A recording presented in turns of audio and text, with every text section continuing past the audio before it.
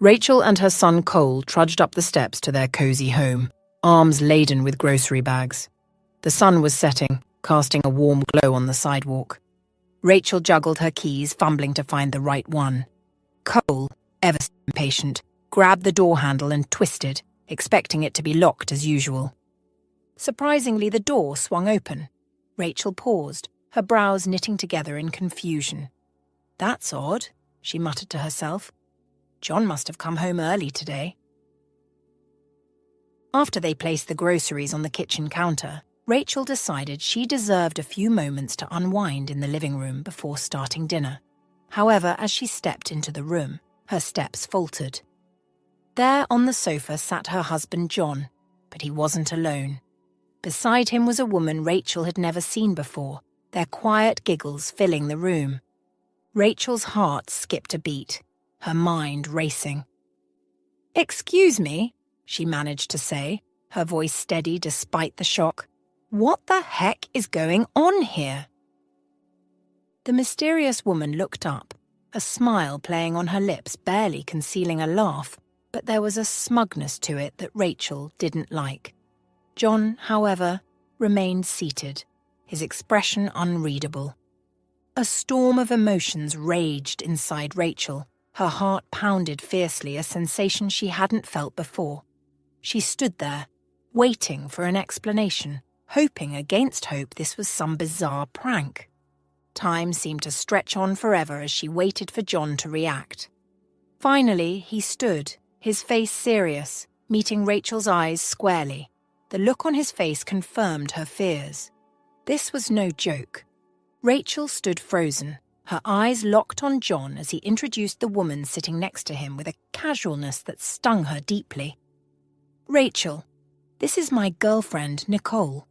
Nicole, this is my soon ex-wife, Rachel," John said, his voice devoid of any emotion.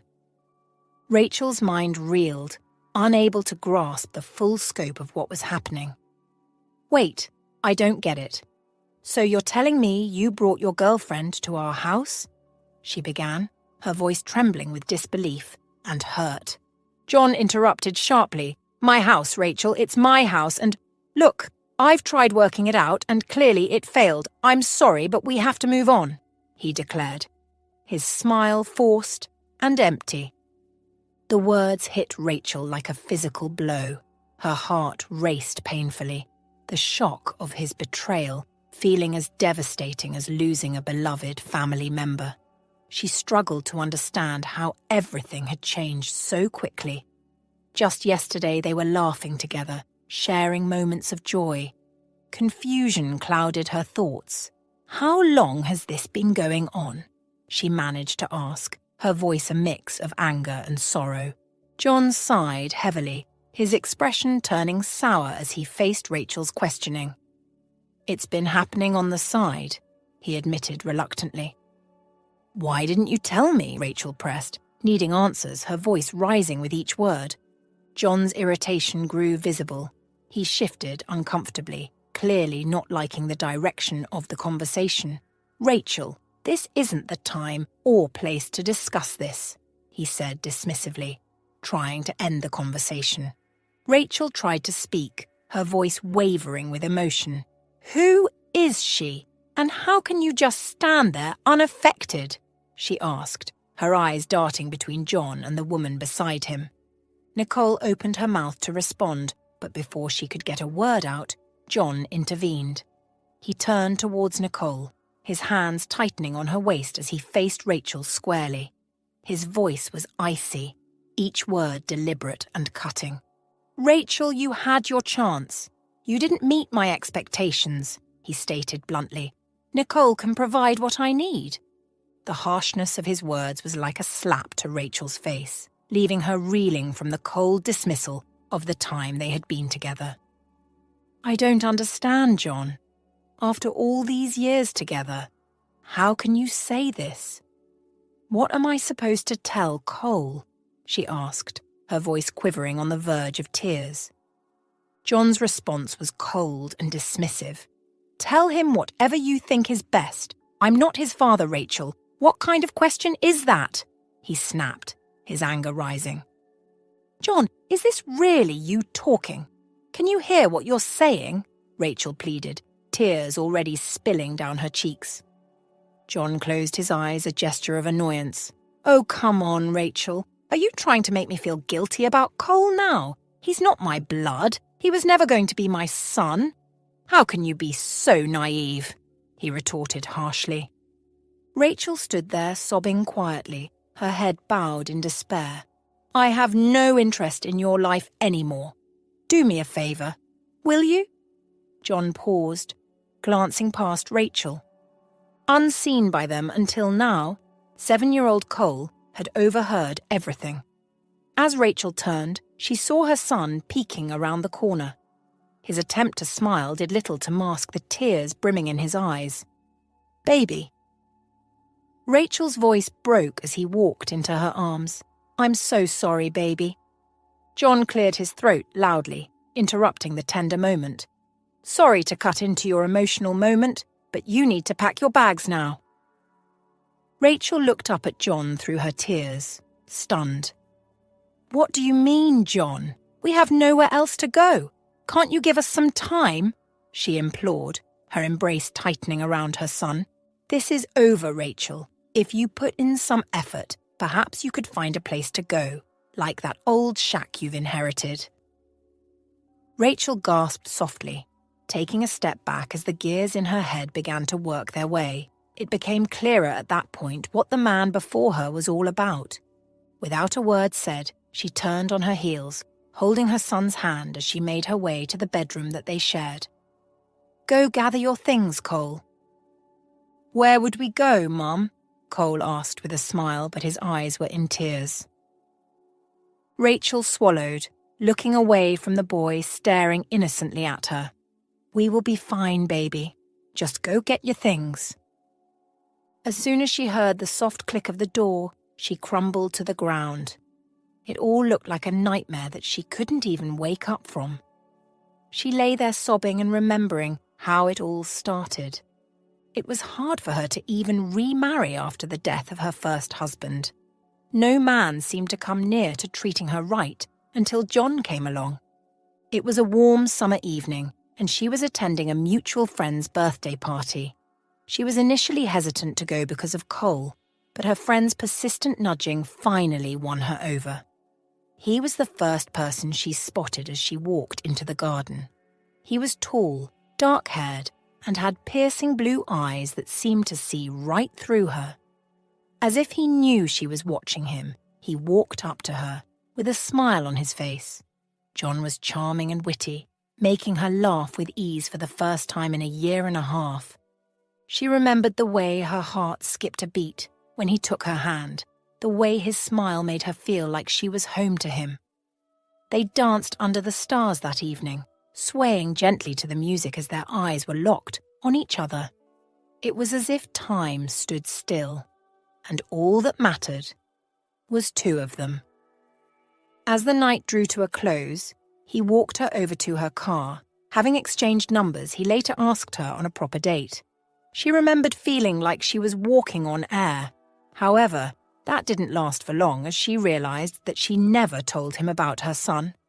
After 2 dates, she garnered up courage and told him everything about herself, including her son and her inheritance. Looking back now, she knew that she should have been careful when he was quick to dismiss those things, saying that he only loved her. She brushed off everything that was glaring, trying to convince herself that the love that they shared was wonderful. Until the day that they went to check the house that she inherited from her father. She couldn't help but remember how disgusted he looked when they got there. It wasn't what they both expected at all, but he looked more heartbroken and annoyed at the same time. It was the same man that was so caring and kind to her that now held a woman in his hands. Their laughter made its way up to their room, breaking her heart more. Never would she have thought that all her now ex-husband wanted was her inheritance. Everything he did was just a complete lie. "How did I not realize this before?" she whimpered, trying to get to her feet. She couldn't take all that was happening anymore, so she needed to do what was asked of her. Rachel's memories turned to bitter resentment as she stormed into her bedroom, yanking open the closet door with a force that sent hangers clattering to the floor. She began to toss clothes into a suitcase angrily. She couldn't believe she had wasted years on John's lies and deceit. As she packed, her head raced with all the signs she had ignored, all the times she had made excuses for his behavior. Her anger and hurt boiled over, manifesting in the fierce way she crammed clothes into the bag, as if trying to squeeze out all the pain and betrayal. Just as she was about to zip the suitcase shut, a small voice interrupted her tumultuous thoughts. "Mum?" Cole's hesitant tone broke through her fury, and she turned to see her son standing in the doorway, his backpack slung over his shoulder and another suitcase just by him. "It's all right, baby, I'm all ready." She closed her suitcase shut, moving it towards the door. They made it out of the house, and it took all of her willpower not to look back.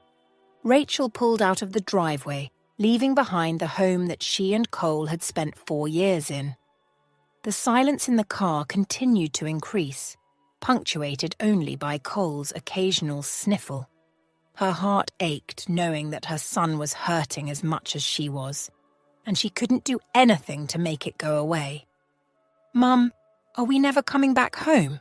Cole asked finally, trembling slightly. Rachel took a deep breath, trying to find the right words. "John and I are having some problems, buddy. We need to get away for a bit." She paused, collecting her thoughts. "He wasn't being honest with us, Cole. He was hurting us both, and it was best of us to leave." "Is it because of her?" His eyes narrowed as he looked at her through the mirror. She noticed that his face was already pale as her heart skipped a beat. "Yes, sweetie, it is," she whispered softly. "But we'll get through together, okay? We'll make a better life, just the two of us." As they drove through the streets, she began to point out to the other houses in the new area that they were moving to, all in a bid to get her son to speak again. "Do you remember the place that I told you that your grandfather left us?" Cole merely nodded, looking out the window. "That's where we would be staying. It's going to be fun." Not so long after that, the house that John referred to as an old shack came into view. Rachel knew that it wasn't much, but it was a very good place to start over, a place to heal. She pulled into the driveway, turning off the engine. "We're here, buddy." She stamped a smile on her face. "Let's go inside and take care of the place. What do you think? I've ordered chicken and chips, too." It was then Cole looked her straight in the eye, as if scrutinizing her and her emotions. "My favourite," he merely said as he made his way out of the car, walking up the steps. Rachel knew that her son wanted to say more but decided not to. He was so much like his father in many ways, and for the first time that day, she was grateful that Cole wasn't John's biological son. Rachel walked into the house, alongside Cole, who was gazing around at the spacious interior. The house was bigger than it had seemed from the outside, with high ceilings and large windows that let in plenty of light. But it was clear that John had been wrong about calling it a shack. Despite it being a mess, with dust and cobwebs covering every surface, it was still a strong house. "Well, buddy, it looks like we've got our work cut out for us," Rachel sighed, rolling up her sleeves. Cole nodded, still looking around. "Let me check the attic for what we would use. There should be a vacuum cleaner somewhere." "Just be careful, buddy," she called out, watching him make his way up to the attic. He emerged back into the living room less than 5 minutes later. Together, they began to clean the house from top to bottom. They dusted and vacuumed, scrubbed the floors and wiped down the counters. Rachel showed Cole how to use a mop and how to clean the windows until they sparkled. As they worked, the house began to transform. The dust and dirt disappeared, revealing the real beauty of the house. The hardwood floors that were once so dusty shone brightly, just as the windows sparkled. It all changed the overall look of the house. Rachel and Cole continued to work tirelessly, taking breaks only to eat and rest. But as the hours passed, their hard work paid off. The house began to feel like home, little by little. As they finished up the last of the cleaning, Rachel turned to her son with a smile. "You know, kiddo, I think we make a pretty good team." Just as Cole was about to reply, she saw the twitch in his eyes and the way his hands trembled. The sitting room, though sparkling clean, was devoid of any form of warmth. Rachel's eyes scanned the room, landing on the old stove in the corner. She remembered seeing some discarded wood planks in the backyard and decided to try and use them for firewood.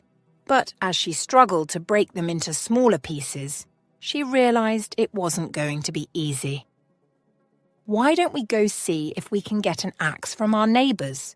She held her hands tightly, trying to keep herself warm like her son was also trying to do. "What if we aren't welcomed?" Cole asked the very question on her mind. She smiled, holding him by the hand, and strode out of the house. They made their way to the neighbor's house, hoping against hope that they might have an axe or something she could use. The house just next to them seemed to be just as quiet as theirs before they came in. Rachel really hoped that the people here would be kind-hearted to help them out. Cole has seen enough heart-wrenching things just in a day. She wasn't ready for that to still continue. They stood before the door of the big house, painted in a beautiful shade of ash. Sucking up courage, she finally knocked on the door, awaiting someone to respond, but seconds flew by and no one answered. Cole shared a glance with his mother before knocking again, a bit more louder this time. However, nothing changed at all. Rachel was about to knock again when the door slowly creaked open, revealing an old woman. "Can I help you, dear?"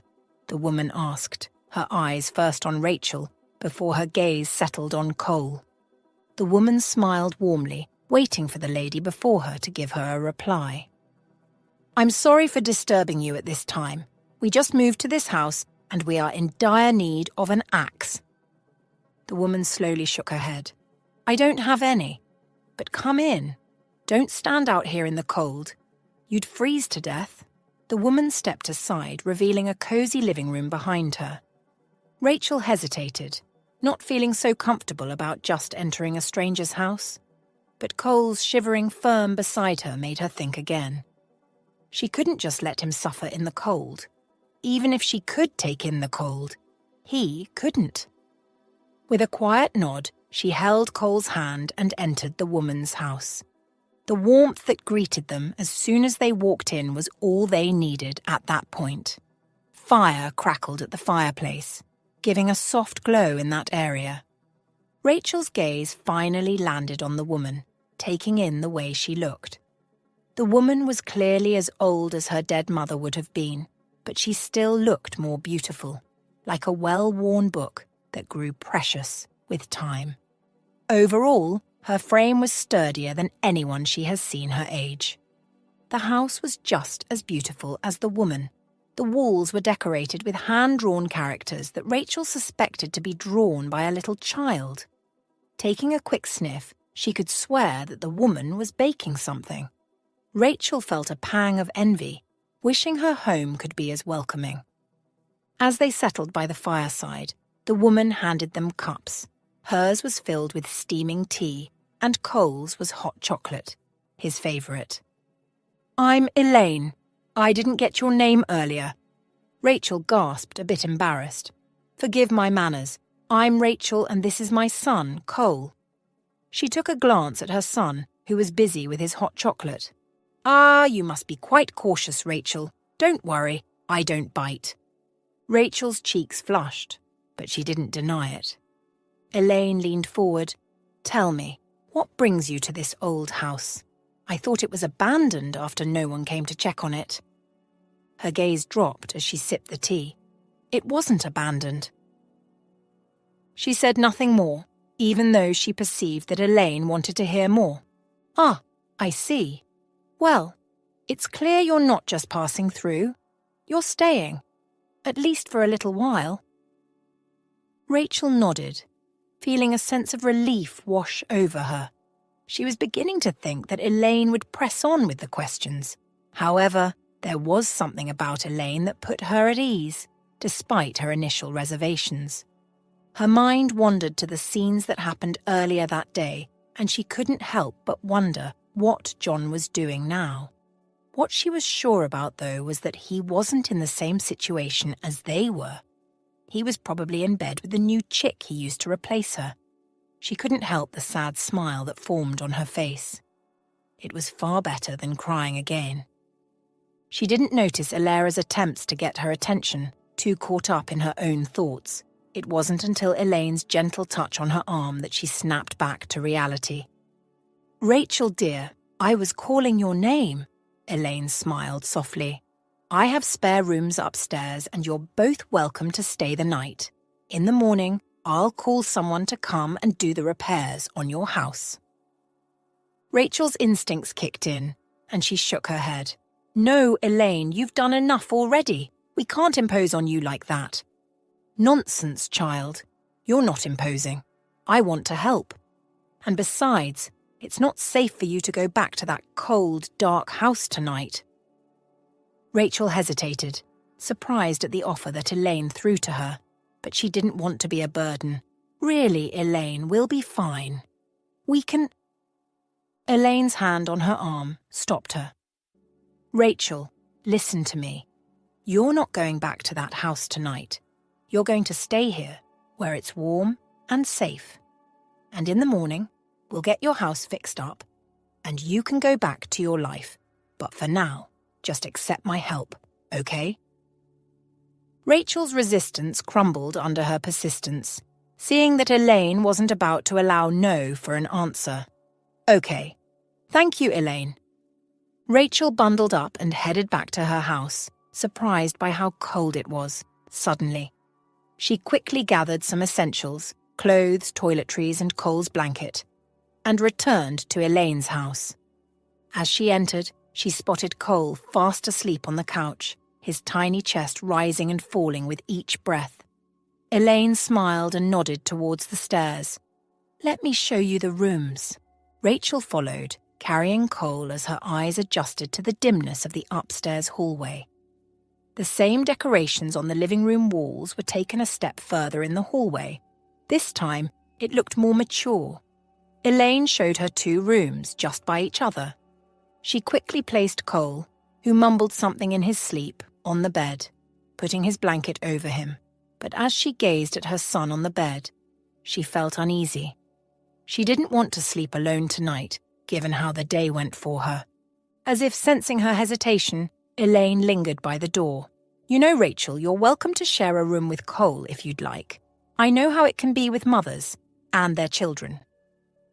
Rachel's eyes met Elaine's, wondering if she was so easy to read or Elaine just had that sixth sense. "Thank you, Elaine. I think I'll do that." It was a few hours before Rachel was finally able to get some sleep, and before she finally let go of reality, tears dropped from her eyes, both in gratitude and shock. At least in all that happened, she didn't lose entirely. The next day, Rachel stood in the cold and poorly lit room, watching as Elaine's son Kevin examined the ancient furnace. His rugged features seemed chiseled from granite. His jawline was sharp and unyielding. His eyes, she noticed, were mostly a deep shade of blue, concentrating on the metal beast before him. Initially, she mistook him for the handyman, not until Elaine introduced him as her son and the person who would handle her repairs. Elaine also mentioned something about him being a firefighter. The furnace was a hulking mass of dust and decay because it had been dormant for a very long while. There were cobwebs all around it, alongside a thick layer of dust. Rachel wondered how it had managed to function at all. "This thing's a relic. I'm surprised it didn't blow the whole house to kingdom come. Thank heavens that my mother had no axe," Kevin said. Rachel, who was standing by his side, felt defensive all of a sudden. "Hey, it's not that bad. It just needs a little TLC. TLC, this thing needs a miracle or a wrecking ball." He grunted, shaking his head. "Well, It's not like I had a choice. It came with the house. Kevin snorted, causing her to want to shout in frustration. Yeah, well, the previous owner probably wanted to get rid of it, along with the rest of this dump. Hey, this house has character, and it's not a dump. Her eyes bored deep into the back of his head. If looks could kill, he would have been gone a long time. Character? You mean like the leaky roof and the creaky floors? Yeah, real charming. Elaine cleared her throat loudly, interrupting the duo. Kevin, dear, that's enough. Rachel, why don't you go help me with some lunch? Cole will be home soon, and you haven't gotten groceries yet. Without another word, Rachel calmed herself down, knowing it was too childish of her to throw a tantrum. But just as she stepped out of the house, she could swear that he muttered something annoying about her. How could she have known that the person that Elaine said would help her out was the woman's 35-year-old son? He was just 5 years older than her, yet he seemed much bigger and ridiculously handsome. He was quite annoying, all right. It wasn't worth her time, though. Elaine was already doing her more than a favour by allowing her to stay, having a roof over her head and that of her son. If not for Elaine, she couldn't imagine how she would have prepped herself to wake up Cole and get him ready for school in a house that needed multiple repairs. Cole was becoming a big boy, little by little. He told her this morning with his chin raised high that he could take care of himself in the bathroom. 3 years ago, he was the one who would cry, waiting for her to do that. Rachel entered the warm kitchen, allowing the aroma of freshly baked bread to envelope her. Elaine stood at the counter putting some spice into what Rachel knew was stew. She joined her immediately, wanting to be of use, for once. I grew up an only child, Rachel, Elaine started to say as she turned to the window side, where she could comfortably see Rachel's house from. My parents were older, and they lavished all their love and attention on me. But sometimes, I felt so lonely. I longed for a sibling to share my secrets with, to play with, to fight with. Rachel's hands paused, wondering what prompted Elaine to start talking about her childhood out of the blue. But then I met my husband, and he became my everything. We had Kevin, and our little family was complete. Or so we thought. We wanted more children, but life had other plans. My husband passed away and I was left alone with only Kevin to care for. It broke my heart, Rachel, to think that I'd never get to experience the joy of motherhood again. Rachel could relate a bit to what Elaine was saying. I'm so sorry about that. Oh, it's nothing. It's just that seeing the way you and Kevin acted earlier, it made me imagine what the house would have been like if I had another child. Just as she was about to speak, the kitchen door burst open and Cole strode in, his backpack slung over his shoulder with an excited grin on his face. Hey, Mom, guess what? We did a science experiment today and it was so cool. We made a volcano erupt. And then in gym class, I scored a goal. Oh, and I forgot to tell you, I got an A on my math test. Elaine's face lit up immediately, and she enveloped Cole in a hug. That's amazing, sweetie. I'm so proud of you. Kevin walked into the kitchen at that point as his nose twitched from him sniffing the air. He let out a sigh before his eyes landed on the bit whose eyes were fixated on him. A small smile played on his lips as he approached him. Hey, little man. Cole's eyes widened slowly as he took in Kevin's imposing figure. Whoa, you are huge. Yeah, I get that a lot, Kevin chuckled, shrugging at his statement. Rachel moved closer to her son, holding him by the shoulders. Cole, that's not a polite thing to say, apologized to Kevin. Cole's face flushed, and he looked down at his feet. Sorry, Kevin. No worries, little man. I'm used to it. Rachel smiled, her eyes meeting Kevin's in a brief moment of understanding. Well, let's get some lunch, shall we? Cole, why don't you go wash your hands and we'll get started? As Cole scampered off, Rachel turned to Kevin, apologetic. Sorry about that. He can be a bit enthusiastic sometimes. Like I said, I'm used to it. Kids are always curious about the big, scary firefighter. Rachel merely smiled, seeing him in another light. The next few weeks were as fast as one would see lightning in the sky. She did her best to keep herself busy when Cole wasn't around her. Elaine had also kept her company on multiple occasions.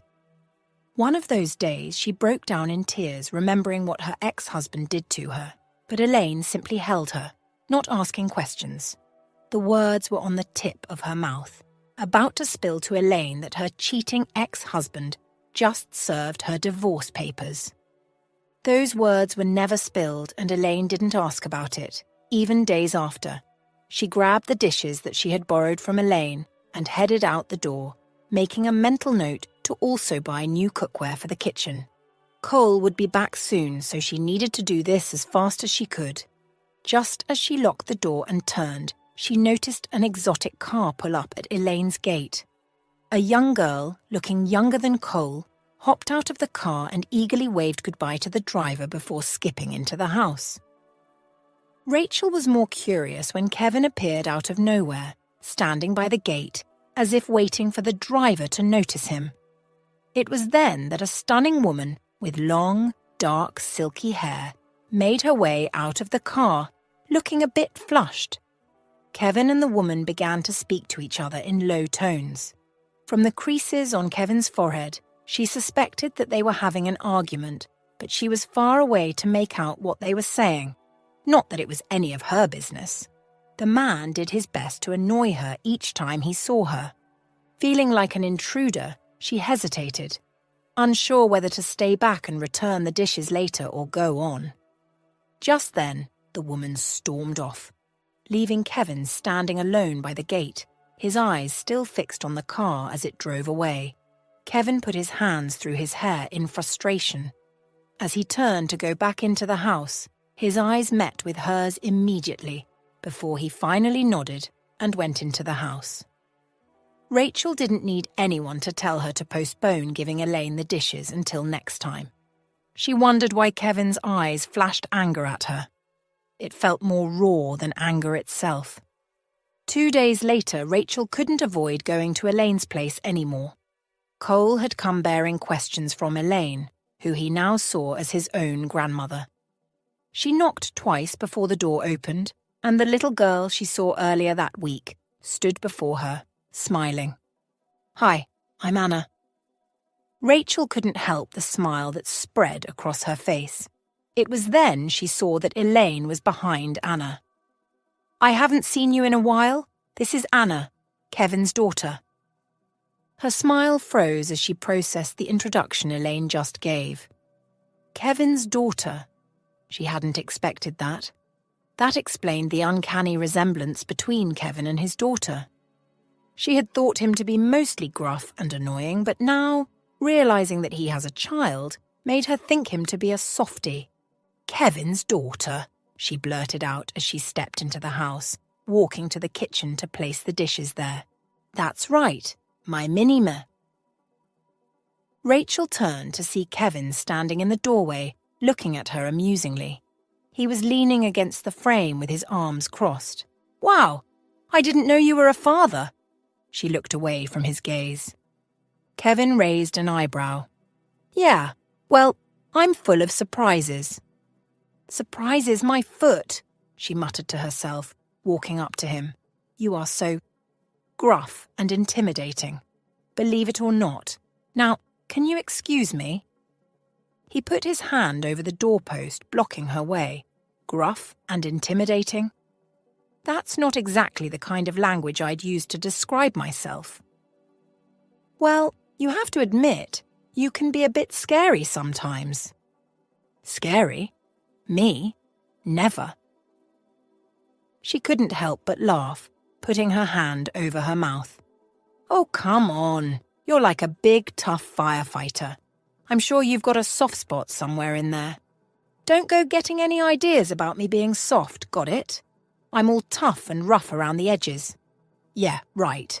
That's why you have a daughter who looks so cute and just like you. You're a total softie, Kevin's face turned red and he looked away, muttering under his breath, "Shut up, Rachel." "What's the matter, firefighter? Can't handle a little teasing?" Elaine tapped her son on his arm, making him move aside, reluctantly. "Enough banter, you two. Kevin, why don't you take Rachel and Cole along to the park with Anna?" She didn't want to be alone. He started to say something but stopped midway. "I can take Cole, but—" "I understand. I'd just get him ready then." She used that opportunity to excuse herself from their midst and moved to the sitting room where Anna and Cole were drawing an object. "Sorry, Anna. I have to get Cole ready for the picnic. Just give—" Anna grinned wide, allowing Rachel to see some of her missing teeth. "You are coming?" She screamed loudly, jumping to her feet. "Rachel, I'm sorry. I didn't mean it that way." Holding Cole's hand, she smiled. "I know. I have other things to attend to while you guys are gone. Can you come with us, please? I know we started off quite roughly, but I really want to make it up to you." Kevin looked miserable enough for Rachel to have second thoughts. She wasn't really offended earlier by his words. It was only that he was quick to dismiss her not being there, which was no problem. "Are you sure you aren't doing all these because you can't handle two energetic and hyperactive kids all on your own?" She put her free hand on her waist, giving him a look. Kevin chuckled. Low at first, before it became louder. "I'd take that as a yes." The children screamed, excited. As Rachel climbed into the truck an hour later, she couldn't help but think about her ex-husband. He never would have taken the time to plan a picnic or play with the kids like Kevin was doing. She felt a bit sick in her stomach as she thought about everything that happened. She wasn't bothered much about it anymore. Months had passed and her son was now settled in school. Cole was really matured because he understood well what happened at the house. "Earth to Rachel," Kevin snapped his fingers, breaking into her thoughts. Rachel started looking over at him. "Oh, sorry, my mind was just somewhere else," she laughed awkwardly. Kevin raised an eyebrow, giving her a glance as he drove. "Everything okay? You looked a million miles away." Rachel hesitated, unsure if she should share her thoughts. "I'll tell you later when the kids aren't around." Kevin nodded gingerly, like she had just told him she'd give him the world. "Okay, deal." He turned on the music, and Rachel's eyes widened as she recognized the opening notes of Sweet Serenade by the band, Switchfoot. She couldn't help but squeal in excitement. "Oh my gosh, I love this song," she exclaimed. "I've seen them in concert like 5 times. I'm a total fangirl." "Who would have thought?" Rachel grinned, feeling a little self-conscious. "I used to play their CDs on repeat and dream about meeting John Foreman. I even had a Switchfoot poster on my bedroom wall." "Well, I'm glad I could bring back some fond memories for you." As the music continued to play, Rachel found herself feeling more and more at ease. She glanced over at Kevin, who was watching her with a warm smile. She had totally forgotten that their children were with them as she got lost in the music. At the park, they found a nice spot under a tree, and Kevin spread out a blanket. Rachel sat down, and Kevin joined her, while the children ran off to play. They watched as Cole and Anna chased each other around, laughing and shrieking with delight. As they sat there, Rachel asked Kevin about his job as a firefighter, and he told her everything he had experienced, even up to scaring her at a point. But it was all fun. It was with him that she could finally say that she was a writer, and that only one of her books had sold out. As they talked, they discovered they had more in common than they thought. Both were creative, both loved children, and both valued family above all else. The conversation flowed effortlessly, and before long, they realized it was time to eat. They unpacked the food, and the children joined them, eager to dig in. They sat down together, sharing the food that Elaine had packed up for them. The food in the picnic basket was more than just picnic food. It was everything. As they ate, Rachel noticed the way Kevin interacted with his daughter, the way he listened to her, and the way he made her feel special. She saw the love in his eyes and her heart melted. She realized that this tough, gruff man was different with his daughter. As they finished their meal, Kevin suggested a game of tag, and the children squealed with excitement. Rachel joined in, laughing and running around with the others. For the first time in a long time, she could laugh without feeling sad. As the sun dipped below the horizon, they made their way back to the car, exhausted but happy. Rachel turned to Kevin and sighed dramatically. "Thank you for today. I had a wonderful time." "Any time, Rachel. I'm glad you enjoyed it." The children were already asleep as soon as they got into the car, exhausted from playing. Kevin still played another of her favourite songs from the band. However, this time she stayed put, looking out the window as she thought of all the memories it brought. Her father had a hard time when she was a fangirl.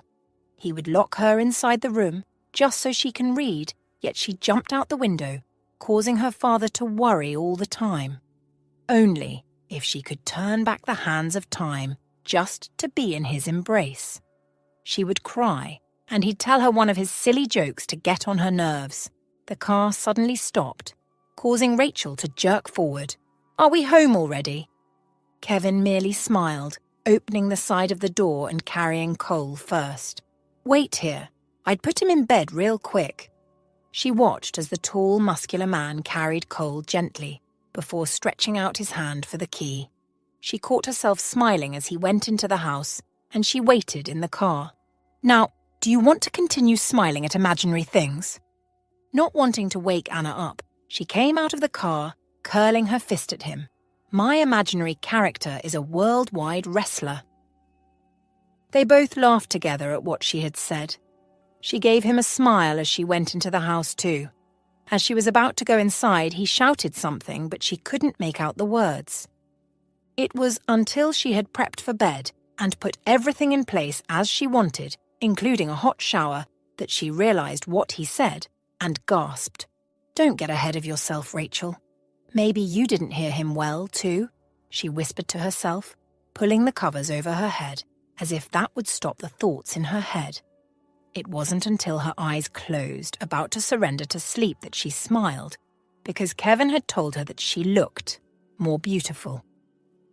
The following months came with frequent picnics and birthday parties, but Kevin didn't repeat what he had said that night, and she didn't bother to ask. It was of no use. One Thursday evening, she decided to drop by Elaine's place to catch up. She knocked on the door, but there was no answer. She tried calling out, "Elaine, are you there?" But only silence replied. Rachel's heart began to race as she tried the door handle and found it unlocked. She pushed open the door and called Elaine, hoping that no one broke into the house. She pulled out her phone and dialed Elaine's number. "Elaine, where are you? I'm at your house and no one's here," she rapped, trying to sound calm. Elaine's response was a sob. "Rachel, we're at St. Michael's Hospital. Anna, she's so sick." "What's happening? How sick is she?" Elaine's crying grew louder. "She needs a kidney transplant. The doctors, they say it's the only way to save her life." Rachel's world stopped. She felt like she'd been punched in the gut. "I'm on my way." She immediately ran out of Elaine's house to her house, instructing Cole to stay home as she rushed to her car. Her heart raced as she sped towards the hospital. Elaine's sobs still replayed in her head. She burst into the hospital lobby, her eyes scanning the waiting area for Elaine and Kevin. Spotting them huddled together, she rushed over, her heels clicking on the floor. "Elaine, what's happening?" Rachel asked softly. Elaine's tear-stained face lifted, her eyes pleading. "Rachel, Anna, she needs a kidney transplant. The doctors say it's the only way to save her life." Rachel's breath caught. A kidney transplant? The cost of such a surgery was astronomical. She knew that Elaine and Kevin couldn't afford it on their own. "How much time does she have?" she asked again as gears clicked in her head. The doctors say we have only a few weeks to raise the funds, Kevin, who had been quiet since, finally spoke. We've already started a fundraiser, but it's not enough. We're so short on time. They are saying it's going to cost around $500,000. Rachel's heart sank when she heard the numbers. The amount required was daunting, far beyond what could be realistically raised through a simple fundraiser. She knew she had to say something, anything, to bolster Elaine and Kevin's spirits in this overwhelming moment. Don't worry, we'll figure something out. I'll help you raise the funds. We'll make it happen. She held Elaine's hands tight. Rachel hated hospitals because of this kind of situation. In her time, there was no one to reach out to when her mother became sick. Her father did his best to gather funds, but it could do nothing to improve her health. However, Anna wasn't her mother. The girl would survive this. Her gaze strayed to Kevin, taking a good look at him for the first time that day. He looked weary, angry, and frustrated as he was lost in thought. She placed her hand on his knee, trying to reassure him. The only big problem was how they were going to get that large amount of money in a few weeks. Rachel did her best to mask her shock when they told her the exact amount, because doing that wouldn't do anyone good. She watched as Elaine began to make calls, hours later. Kevin paced around the room, his eyes fixed on his phone as he tried to reach his ex-wife, a model who was always busy and never seemed to have time for their daughter. She could sense his frustration growing with each failed attempt. He finally slumped into a chair, his head in his hands, and Rachel knew she had to act. "Hey," she said softly, sitting down beside him. "How's Anna?" Kevin shook his head, his voice cracking. "No change, and I can't even get my ex to return my calls. She's so caught up in her own world, she doesn't even care that our daughter is fighting for her life." Rachel put a hand on his arm, trying to calm him down. "We'll figure something out, Kevin. We'll get through this together." But Kevin just shook his head, his eyes welling up with tears. "I don't know, Rachel. I just don't know." She wrapped her arms around Kevin, holding him tightly as he let out a sob. She held him for a few moments, letting him cry out his frustration and worry. Then she gently pulled back and looked him in the eye. "I'm going to go get Cole ready for bed, but I'll be back, okay? We'll face this together." Kevin nodded, his eyes still wet with tears, and she gave him a soft smile before standing up and heading out of the hospital room. Later that night, she tossed and turned in bed, unable to bring herself to sleep. She had rarely seen men cry in her life, so it was actually heart-wrenching when Kevin did. In fact, she understood him better. She would do the same if she were in his shoes. She finally drifted off to sleep, but it was fitful and restless. The next morning, she woke up feeling groggy and exhausted. She went through the motions of getting Cole ready for school, but her heart wasn't in it. She was preoccupied with thoughts of how to help Elaine and Kevin. As the days passed, Rachel's anxiety only grew. She visited Anna every day, but there was no improvement. The little girl lay in her hospital bed, her tiny body hooked up to machines and wires, her eyes sunken and her skin pale. Kevin and Elaine were always there, not allowing anything to go uncovered. A week went by and Rachel felt like she was in a nightmare she couldn't wake up from. Anna's condition remained unchanged, and the medical bills were piling up. Rachel knew she had to do something, but she didn't know what. And that made her so miserable, eventually. The next morning, Rachel began to clean out the attic, trying to pass time. Dust was flying everywhere as she lifted old trunks and boxes. She coughed, waving a hand in front of her face. As she reached for an old suitcase, there was more dust in the air, making her sneeze repeatedly. Setting the suitcase, she wiped her hands on her shorts and coughed. As she lifted the lid of the suitcase, the faint scent of old leather wafted out. Her eyes widened as she saw carefully arranged files and an envelope addressed to her. Her heart skipped a beat as she recognized the handwriting to be her father's writing. Her fingers trembled as she unfolded the letter slowly as she scanned the letter. The paper was already yellowed with faded ink, which meant it had been there for a long while. Rachel's eyes welled up with tears as she read the note from her father. She had missed him so much since he passed away. Seeing everything made her teary. "Dear Rachel," the letter began in her father's familiar looping handwriting. "If you are reading this, it means you have made the wise choice to keep the house, despite its age and the memories it holds. I know it hasn't been easy." Rachel paused, a tear rolling down her cheek. Her father had been gone for years, but his presence felt so near in this moment. He continued, "I wasn't able to give you much while I was here, burdened by my own limitations and the demands of life. But know this, every day I tried to put a little aside, hoping it would someday help you when I could not."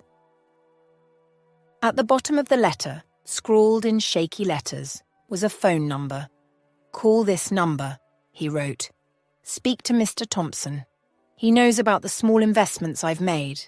They're not much, but I hope they can help you somehow." With a deep breath, Rachel wiped her eyes and folded the letter back carefully, placing it on the table beside her. Her mind wandered to Kevin and Elaine at the hospital, facing their own trials. The bond of family felt stronger than ever, a thread weaving through their separate struggles, pulling them together in spirit, if not in presence. Gathering her resolve, Rachel picked up the phone and dialed the number. "Hello?" Rachel introduced herself, her voice a mix of nerves and anticipation. There was a brief pause on the line, a heavy, thoughtful sigh. "I've been expecting your call, Rachel. Your father told me you'd reach out eventually. He spoke of you often, with such pride and hope." Their conversation meandered through the lanes of casual updates. But as the pleasantries waned, a subtle shift overtook Mr. Thompson's demeanour. His voice, previously buoyant with reminiscence, adopted a gravitas that piqued Rachel's attention. "Rachel, you might be wondering who I am or how I knew your father?" Mr. Thompson took a deep breath. "I knew him from a day that could have ended tragically for my family. My son, he nearly drowned in the lake." Rachel's hand went to her mouth, her eyes widening with shock. "It was a dreadful day," Mr. Thompson continued, "but your father was there. He saved my boy's life. I offered him anything, ready to repay him. But he was a humble man, your father. He refused any material compensation. I had been in finance all my life, and though your father wouldn't take money, he let me help him manage what little he chose to invest." He paused, ensuring Rachel was following along. "Your father sent small amounts whenever he could. Over the decades, I've managed those investments. I did my best to ensure they yielded the best returns." Rachel listened, each word weaving a new layer of understanding about the man her father was and the legacy he left behind. "Did you see the papers in the envelope?" Mr. Thompson's voice brought her back to the present. Rachel nodded, remembering the thick envelope she had yet to fully examine. "They're all in your name. Stocks, bonds, other investments." Mr. Thompson's eyes twinkled with a hint of pride. "You might want to call your financial advisor to confirm, but last I checked, you are a millionaire." Rachel's hands trembled slightly as she processed the magnitude of Mr. Thompson's words.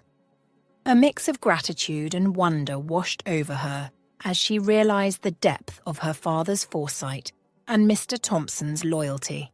"Thank you," she managed to say, her voice thick with emotion. I had no idea." As they continued to talk, Rachel felt a profound connection to her past knit together with the unexpected possibilities of her future, all thanks to two men from different worlds bound by a moment of crisis and a lifetime of gratitude. The first thing that was on her mind as soon as she knew that she had that money was Anna's treatment. The plan to clean the attic was long forgotten already, as she rushed down from the attic and grabbed her keys, not even minding to change her clothes. Her heart raced as she rushed to the hospital, the news burning a hole in her pocket. She couldn't wait to share it with Kevin and Elaine. Anna's treatment was no longer a financial burden. Her father had taken care of it from beyond the grave. Rachel burst through the hospital doors, her determination palpable. "I'm here to help with the treatment costs," she declared without hesitation. Elaine and Kevin were sitting in the waiting area. Kevin, looking worn from worry, gave her a weak smile. "That's really kind of you, Rachel, but you don't have to. Actually, I'm going to cover everything." Kevin's expression shifted to one of confusion, his eyebrows knitting together. "Everything?" he echoed, clearly puzzled. Rachel laughed lightly, the sound echoing slightly in the busy hospital corridor. "Yes, everything. Let me explain," she said, her eyes twinkling with excitement. "This afternoon, while I was cleaning out the attic, I found something incredible." Kevin, still lost in his own concerns, seemed not to grasp her meaning. He blinked, the stress lines around his eyes deepening. "I discovered that I'm a millionaire now," Rachel continued, her voice filled with a mixture of amazement and joy. At that revelation, Kevin's eyes widened dramatically, a mix of shock and disbelief washing over his face. "A millionaire?" he stammered, his voice a mixture of doubt and hope. "Yes," Rachel confirmed, nodding enthusiastically. "Thanks to some investments my father made a long time ago. I can afford this, Kevin. I want to help." Kevin's initial skepticism slowly transformed into relief, his body visibly relaxing as the weight of financial worries began to lift. I don't even know what to say, Rachel. Thank you," he managed, his voice thick with emotion. Rachel reached out, squeezing his hand gently. "You don't have to say anything. I'm just glad I can do this for you and your family." As they reached the administrative office, she pushed open the door and strode in, gaining attention from the receptionist. "I'm here to settle Anna Johnson's bills," she announced, tapping Kevin, who was still shocked. The receptionist looked up, surprised by their sudden arrival. "Ah, yes, let me just check." She tapped away at her computer, her eyes widening as she saw the amount due. "Okay, that's a significant amount.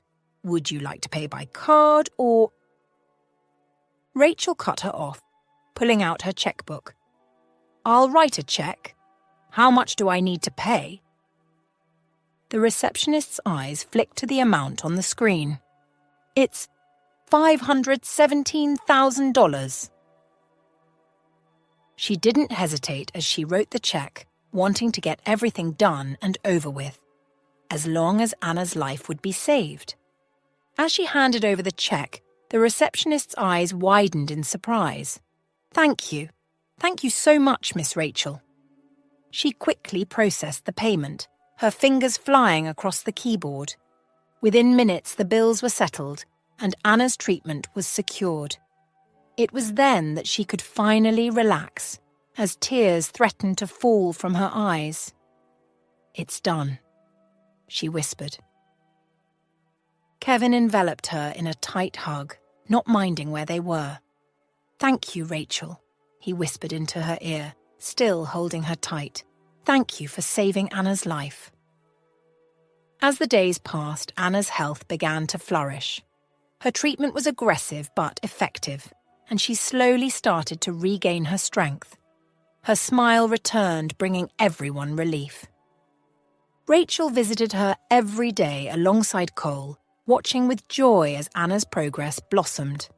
Kevin was always by her side, and they sat together, holding Anna's hands. Cole was always telling her that he wanted to go see Anna. He would carry all her favourite toys and would sit patiently when she was sleeping. It was only sleep that could remove him from being in the room. One of those days, as Anna slept peacefully, Kevin turned to Rachel. "You did this.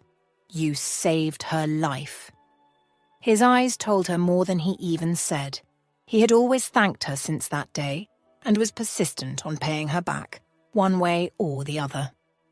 The day Anna was finally free to go home was a celebration day.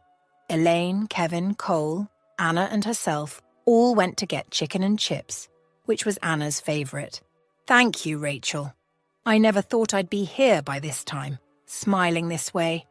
I'm always in your debt." Elaine smiled, holding Rachel's hand as the kids were arguing about football with Kevin. "I was in your debt first, Elaine. You took my son and I in, like we were your own children." She squeezed her hand, smiling too, as she brought her attention back to everyone and noticed that Kevin had been staring at her the whole time. Rachel gazed into the store window, lost in thought. Her eyes wandered to the diamond ring on her finger, and a soft smile spread across her face. She remembered the day Kevin proposed, the way her heart skipped a beat as he got down on one knee. Their relationship had blossomed quickly, and they found themselves inseparable. They spent countless hours exploring the town, holding hands and laughing together. There was never a time where she felt insecure about his love for her. He was rather the one skeptical, not wanting to make it seem like he wanted her for money, just like her ex-husband. As they stood before the altar, exchanging vows, Rachel knew she had found her soulmate. They spent their honeymoon renovating both houses, exploring restaurants and taking care of 2 children. Kevin wanted otherwise, but she knew it was best that they stayed back for the renovation because it might be too much for Elaine. Elaine, overjoyed to have grandchildren, was always busy spoiling them rotten. They were always going out with her to her social functions, and she bought them books at every opportunity that she got. Rachel was more grateful to her father that even in death he still brought ease to her. Sometimes she wondered what would have happened if she never went to the attic that day. One day Rachel stood nervously at the entrance of the bustling restaurant, her eyes scanning for a waiter to lead her to a table. Suddenly, a familiar voice pierced the air, dripping with sarcasm. "Well, well, well. Look who's here." It was John, her ex-husband, standing smugly beside a young woman. "Are you our waiter? Lead us in." John joked mockingly before letting out a forced laugh. He didn't stop there, though. "Still living in that old shack you got from your dad?" he asked, his tone laced with disdain. Before Rachel could respond, her heart pounding in her chest, Kevin emerged from the restroom, his brows knitted together in concern as he took in the scene, his wife looking distressed and a stranger chuckling beside her. Instinctively, Kevin knew this must be John. With a protective glare, Kevin stepped up behind John and firmly nudged him aside. "Is there a problem here?" he asked Rachel, his voice calm yet commanding. John, caught off guard by Kevin's size and presence, tried to stand his ground. "You got a problem?" he retorted, trying to mask his intimidation. Seeing the unwavering stance of Kevin, John's confidence waned. As Kevin extended his arm to Rachel, inviting her to leave the awkward encounter, John's arrogance dissolved into an uneasy chuckle. He glanced from Kevin back to Rachel, realizing the dynamics had shifted. "No problem here," John mumbled, stepping back to join the young woman who looked equally uncomfortable. "That's what I thought," Kevin said. As Rachel stood there watching Kevin handle the situation with John, a deep sense of safety enveloped her. Her heart skipped a beat as she gazed at him, feeling her love for him deepen with every passing moment. This feeling wasn't just about the immediate protection he had provided. It was about his continual support and kindness that had consistently fortified their life together. In that bustling restaurant, amidst the clinking of dishes and the murmur of conversations, Rachel felt a profound gratitude for everything that had led her to this moment. She silently thanked her father, not just for the tangible legacy he had left her, but for the intangible lessons he had imparted: kindness, and love, most importantly toward those who truly deserved it. As she held Kevin's hand, feeling the warmth of his touch, she felt a powerful affirmation of her choices and the journey she had navigated. That evening, amid the soft glow of the restaurant lights, Rachel knew she was exactly where she was meant to be, loved, cherished, and